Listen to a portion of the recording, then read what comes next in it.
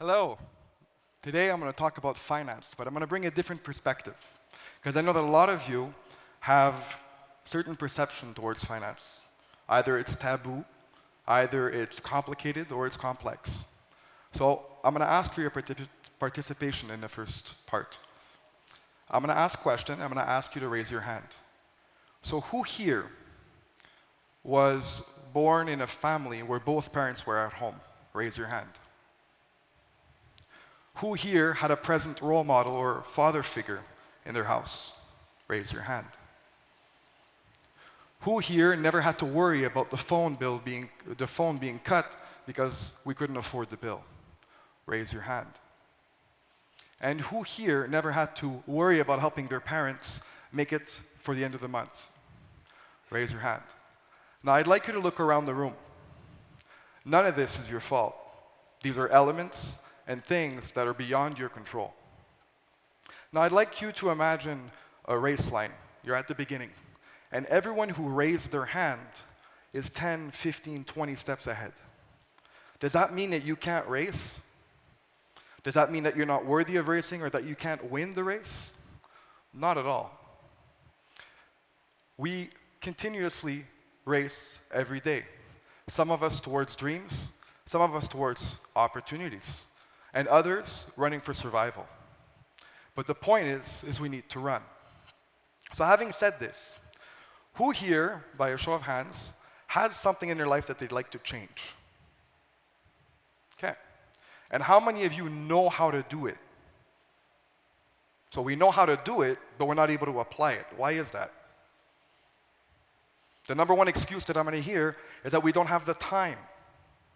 So I'd like you all to take out your phones, open the settings, and go into your screen time and tell me, how many people here spend an hour on their phone a day? 2, 3. That's the equivalent of 30, 60, and 90 days that you're spending on your phone. So don't tell me you don't have 15 minutes in order to help you improve your current situation. The average American today spends 3.5 hours on their phone. That's the equivalent to 105 days a year of 12-hour days. So when people tell me they don't have the time to apply certain things in their life in order to improve themselves, I'm sorry, I don't believe it. If you're able to take 15 minutes a day, consistently and disciplined, every single day, you will become part of the 1%. Part of the 1% of the world that understands that consistency and determination is key to any success. If you take the 15 minutes every single day, disciplined, and compound it over time, in a year's time, you won't recognize yourself. Talking about the 1%, do you know what it takes to be part of the 1% globally? 35,000 annually, a roof over your head, and portable water. But when we think about the 1%, we think about Rolexes, yachts, big houses, fancy cars, vacations. But it's a different perspective. Everyone has their own perspective of what wealth is. For some, it's material, and for others, it's community, like today, where we are here. This is wealth. So everyone has their own perspective of it. And to give you an example, I have a friend back home. Her name is Kathy, and she does a lot of charity work with me for underprivileged kids. And I was having a coffee with her one day, and we were talking, and she told me that she was raised in South Africa, which I wasn't aware of. And she told me that every 2 weeks that she'd have to drive to the local market, and the local market was 400 kilometers away. So it was about a 5-hour drive in the desert. And when they'd get there, sometimes they'd have no local produce. So she'd grab a bag of rice and some oatmeal, and she'd drive back into town. Today, she's a former TED Talk speaker. She's a vice president of a multinational company.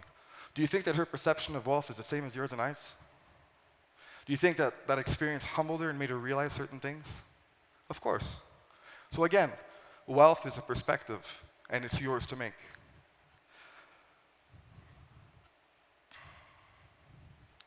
In life, we have a choice. We can be a consumer, or we can be a creator. And I'm going to get to that in a minute. So another example that I can give on the fact that wealth is someone's perspective, each his own, is the fact that talking about money, like I said at the beginning of the speech, is extremely taboo. Some people don't encourage it. How do we want to explore and improve our financial situations if we're not able to have the conversations? Is it perhaps because we're ashamed of our financial situations? Because like at the beginning, I asked, who knows what they need to do to change, but aren't doing it? So we're not having these conversations. Why? Because we know that we have the influence to change it and we're not doing it. But we need to have the conversations in order to educate the people around us. Because if we don't talk about something, we can't grow.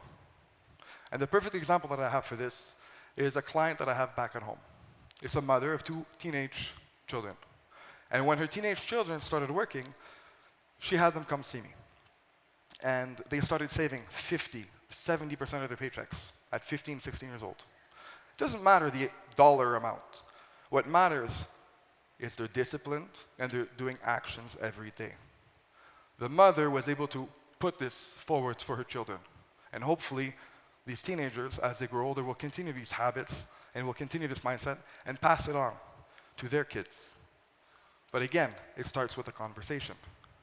The children, are choosing to create wealth. They're not choosing to consume, they're choosing to create. They're getting the same dopamine and the same rush by putting money aside as they would if they were consuming material goods. Another example I can give you is someone who's struggling to buy a home, who says that they don't have enough for a down payment, but yet every morning they're going to Starbucks for a coffee. They know what they need to do, but they're not doing it. That's a consumer. You have the power and you have the choice in order to decide whether or not you want to create or you want to consume. And the perfect example I have of this is an experiment that I'm going to do with you guys right now.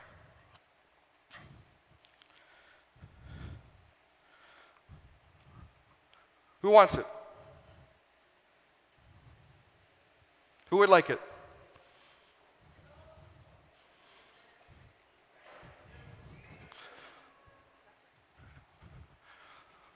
What did she just do? Did she know the outcome? Did she take action? Did she take a risk? Is that based on where she's from? The family, the morals, the values, the 2 parents at home, the father figure, the cell phone, the bills? Is that relative of that? Not at all. She stood up, she took a choice. And by doing that, she was able to get it. Now, if I take out another one, and I say, who wants it? You guys are all going to rush the stage because you know the outcome. But in life, we got to make decisions and we got to put effort without knowing the outcome and just having faith that by doing so, by taking those risks and by taking those chances, that we're going to elevate to something else. We are all running a race.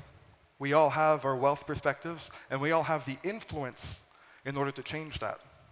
And that influence lies here today with what you're learning through these conversations and through these TED Talks, by examples that were given today. So I'm going to leave you with this. We each are running a race. We're each running parallel. Some of us have different starting points. That doesn't matter. If we're all running in the same direction, why can't we not help each other run in that direction? By having the conversations, by sharing our experiences, by not being ashamed of where we are and where we come from, but by encouraging and employing other people.